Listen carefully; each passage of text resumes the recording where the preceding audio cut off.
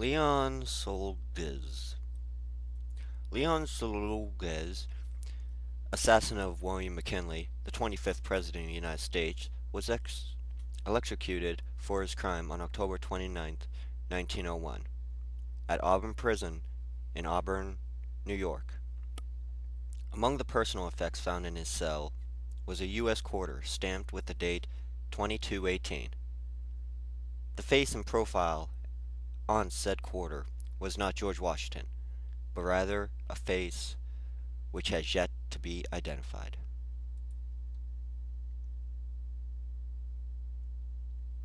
The Boy Who Loved to Read. Once, there was a boy who loved to read. He read everything he could get his hands on, and loved going to his favorite bookstore. One day, the boy realized he had read everything the store had to offer. He confronted the owner and asked him if he had anything the boy had never checked out. The owner said, "Why, yes, I do," and pulled out a book called Death. He gladly sold it to the boy at a discounted price of $50. However, he warned the boy never to read the front page. Well, the boy returned to his house and read the book, and he was content. However, he always wondered what could be on that front page. It was always at the back of his mind. One day, the temptation was too much for the boy, and he flipped to the very front of the book and dropped the book in horror. There, in bold print, was MSRP, $7.99. The Empty Vial. You come into possession of an old box. Inside are several glass vials filled with dirt, dust, and tiny bits of gravel or cement. The vials are labeled with places and dates such as Port Chicago, 7-17-44, Halifax, 7-6-17, and Guernica, 7-17-36. A trip to the library confirms that all are dates of massive loss of life and explosions. A few days later, a package arrives with no return address.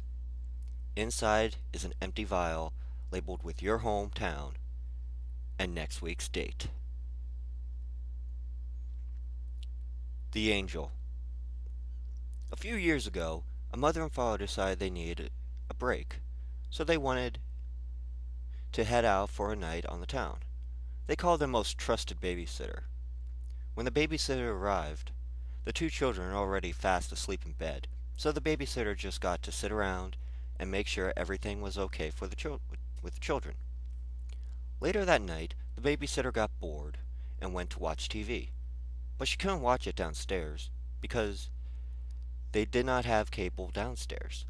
The parents didn't want children watching too much garbage. So she called them and asked them if she could watch cable in the parents' room. Of course, the parents said it was okay. But the babysitter had one final request. She asked if she could cover up the angel statue outside the bedroom window with a blanket or cloth. At the very least, close the blinds, because it made her nervous.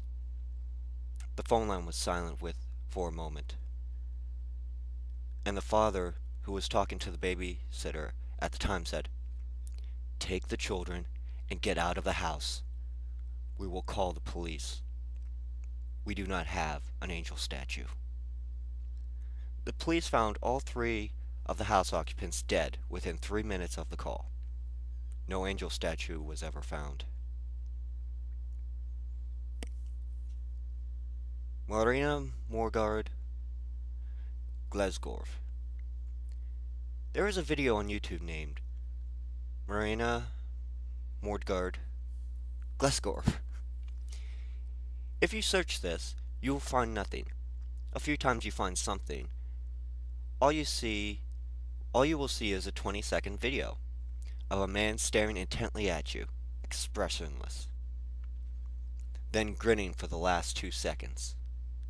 The background is undefined. This is only part of the actual video. The full video lasts 2 minutes and was removed by YouTube after 153 people who viewed the video gouged out their eyes and mailed them to YouTube's main office in San Bruno. Said people had also committed suicide in various ways.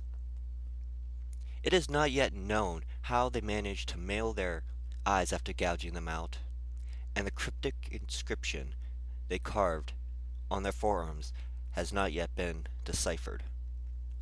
YouTube will periodically put up the first 20 seconds of the video and to quell suspicions, so that people will not go look for the real thing and upload it.